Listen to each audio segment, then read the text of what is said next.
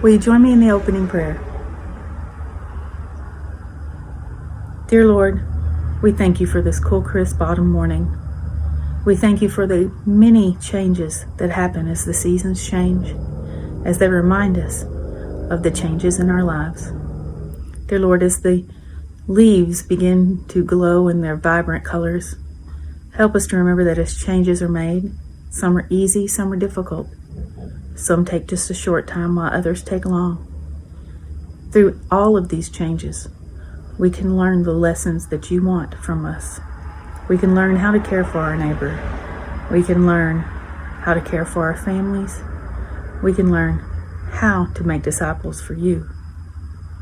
Dear Lord, as we step out in the mornings, feel the cool air on our face, and see the breath leaving our lips, we are reminded that you are the breath of life. Lord, as we walk across our yards, as we hear the crunching of the leaves beneath our feet, we remember that as all things come to an end, all things also can be reformed into the building blocks of the future. Dear Lord, just help us to know that during this time of change and struggle, of fears, of spookiness, of absolute people that are scared, people that are uneasy, people that are uncertain. But during this time of change, Lord, help us to know that you are still our rock, our Redeemer, and that as long as we are doing for you and what you want us to do, we will go forward and come through this season of change more brilliant on the other side, and bringing more and more disciples to your kingdom. Dear Lord, we just ask that you forgive us where we fail you daily, and help us to love you and love our neighbors more. In your precious name I pray. Amen.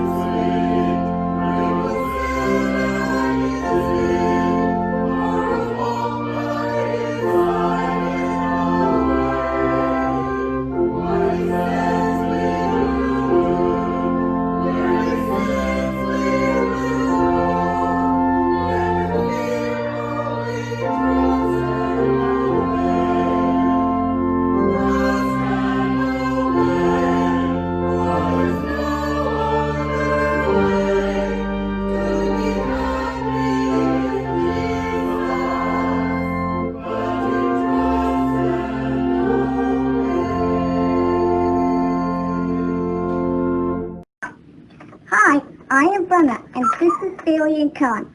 Pastor Melanie is Armenian. The goodness of the Lord passes before us. The name of the Holy One is proclaimed for all to hear. God is gracious and merciful to whomever God chooses. show us your glory, O Lord, we pray. Today's psalm is Psalm 99. Please turn to page 819 in your hymnals. The Lord reigns, let the people tremble. The Lord sits enthroned upon the cherubim. Let the earth quake. The Lord is great in Zion, and is exalted over all the peoples. Let them praise your great and wondrous name. Holy is the Lord. Mighty ruler, lover of justice, you have established equity. You have executed justice and righteousness in Jacob. Exalt the Lord our God. Worship at the Lord's footstool. Holy is the Lord. Moses and Aaron were among God's priests. Samuel was also among those who called on God's name. They cried to the Lord, who answered them, who spoke to them in a pillar of a cloud. They kept God's testimonies and the statutes God gave them. O Lord, our God, you answered them. You were forgiving God to them, but an avenger of their wrongdoings. Exalt the Lord our God, and worship his holy mountain. Surely the Lord our God is holy.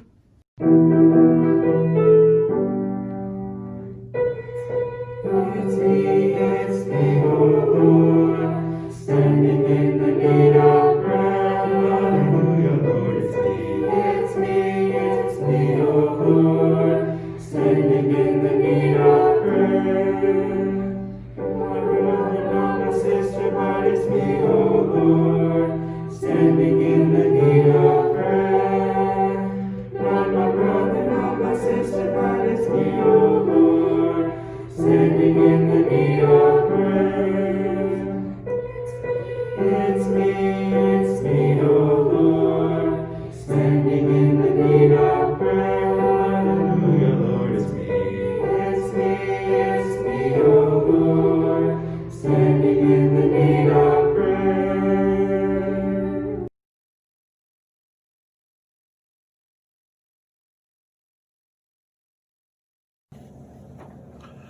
God of power and glory, we come to your altar this morning, offering our gifts and praying for your presence in a world that is hurting and divided. Much of what we see is chaos, confusion, and anxiety, a world that desperately needs to glimpse your presence and your glory. More than just our gifts of money, we pray our lives may be a window into your love and compassion. We pray your light might shine through us to the world. Amen.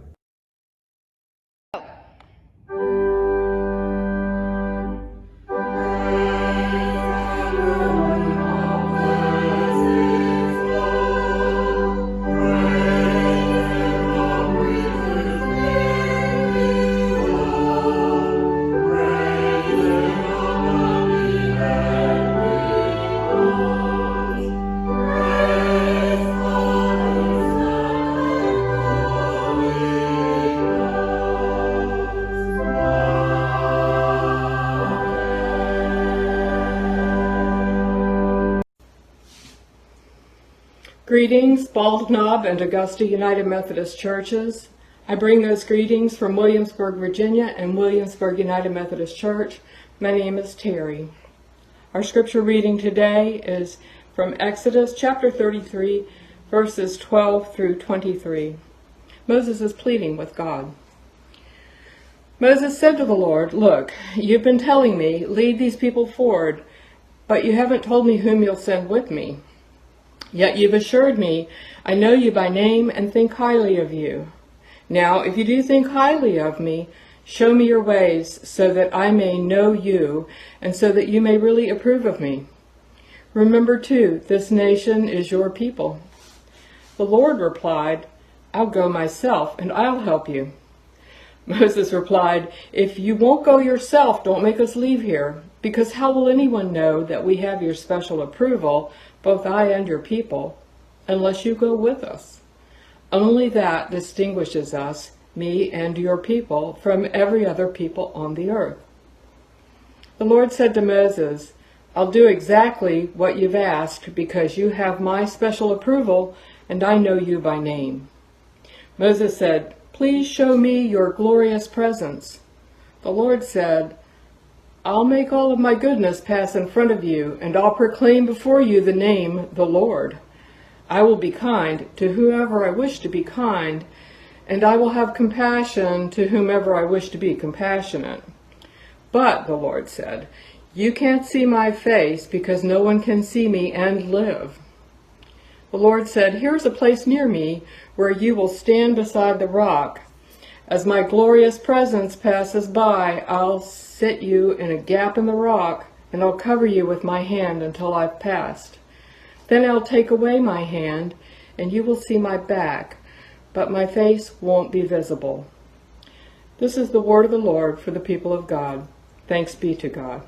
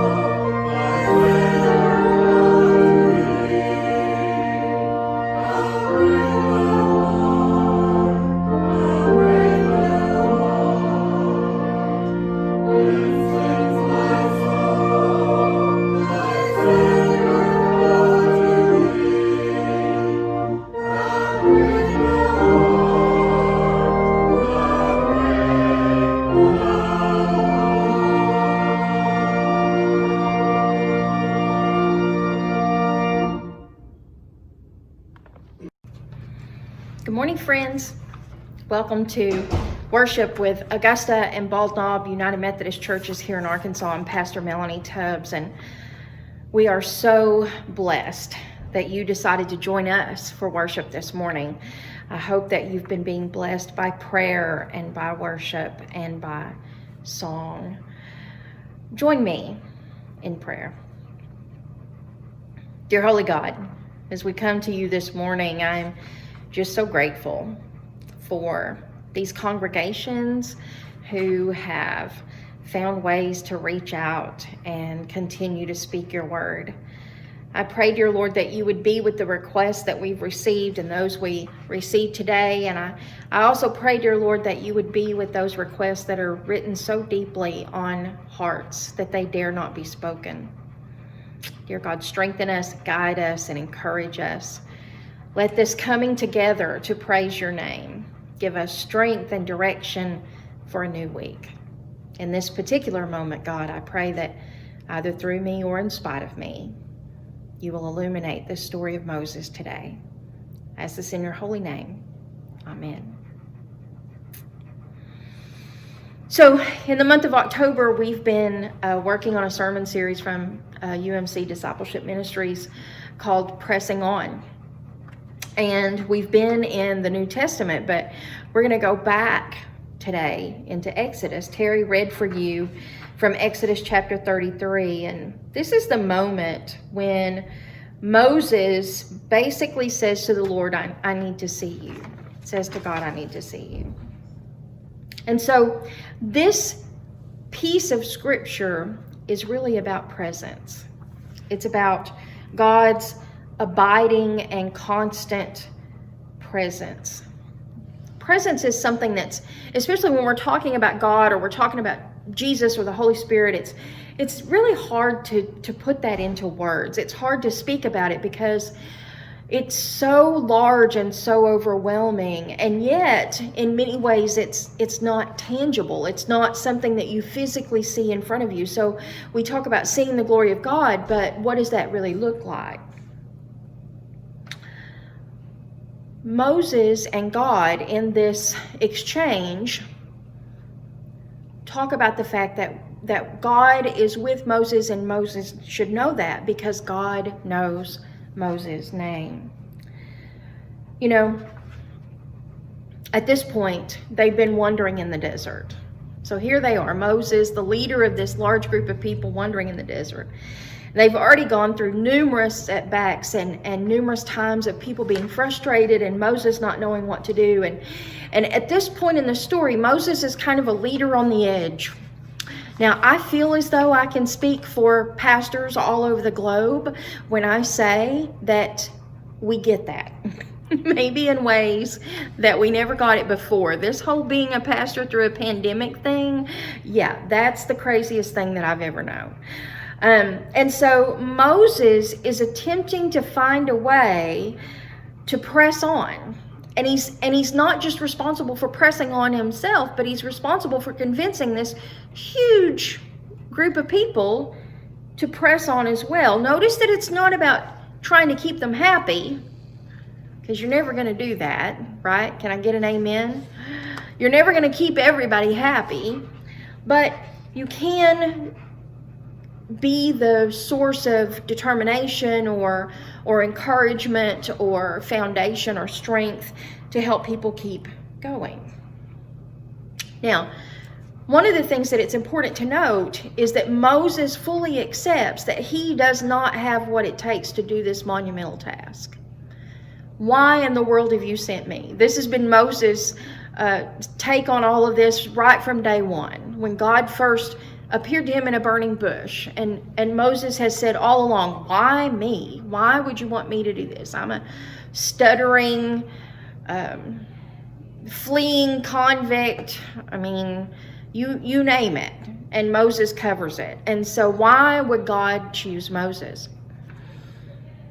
I've shared parts of my call story with you many times, but back in the very beginning, when I knew that I was being called, and I had not told anybody that, I had not shared that with a single person, but I knew that God was calling me, and I was wrestling with God on a regular basis about this call, and it was getting harder and harder to deny it.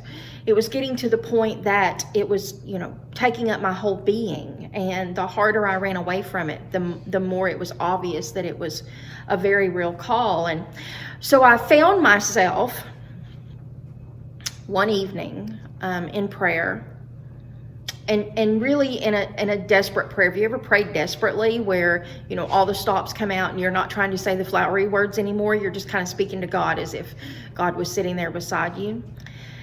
And in that moment, I just kept praying over and over, why me? Why would you call me? You know me. You know my life. You know my mistakes.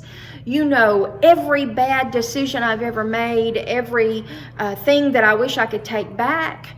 You know all of this. You know my hang-ups. You know that all of these different things. So why in the world would you put this call on me? Why would you do that? And the funny thing about being in the presence of God is that God is always present. The thing that's missing is your awareness of it. And so in that moment, when I finally got quiet and I was desperately opening myself up completely, begging God for answers, it just washed over me. And I very clearly understood that God had been saying, it's not about you, Melanie. It has never been about you. Because no, you can't do it. You've never been able to do it, and you will not be able to do it. But I can. And so the calling that I place on your life is not anything at all about what I think you can do. It's what I know I can do through you. So the next day, I met up with a friend, and we sat down at Starbucks, and for the first time ever in my life, I said the words out loud that I had a call on my life. God does that to all of us. Some, like me, it's a call into full-time ministry. But all of us are called. And none of us are equipped for the job that God has called us to do.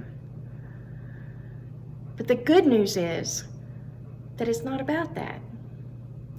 It's about the fact that God will pass God's glory in front of you, literally God's goodness in front of you and over you, and fill you with the Holy Spirit. And so really all that's required of you is to sit still and be quiet and acknowledge God's presence and completely submit yourself to God's glory. Because folks, I have news for you. No matter what you've done, no matter what you think about your inabilities, no matter what you think about whether or not you're good enough, God knows your name. God knows your name. And no matter what's going on in your life, no matter whether you're fighting a call that God has put on your heart and something God's sending you to do, no matter whether you're lonely in the middle of a crowded room, no matter if you're quarantined off and can't speak or see anybody right now, no matter what's going on in your life, no matter how lonely you feel, you are in the presence of God. You have always been in the presence of God. God's just waiting for you to get still and acknowledge it. And God knows your name. Press on, my friends. Press on. And keep talking and showing and living in the glory of God. In the name of the Father, and the Son, and the Holy Spirit. Amen. Please join me for our modern affirmation of faith. Where the Spirit of the Lord is, there is the one true church, apostolic and universal, whose holy faith let us now declare. We believe in God the Father, infinite in wisdom, power, and love, whose mercy is over all his works, and whose will is ever directed to his children's good. We believe in Jesus Christ, Son of God and Son of Man, the gift of the Father's unfailing grace, the ground of our hope, and the promise of our deliverance from sin and death. We believe in the Holy Spirit as the divine presence in our lives, whereby we are kept in perpetual remembrance of the truth of Christ and find strength and help in time of need. We believe that this faith should manifest itself in the service of love as set forth in the example of our blessed Lord, to the end that the kingdom of God may come upon the earth. Amen.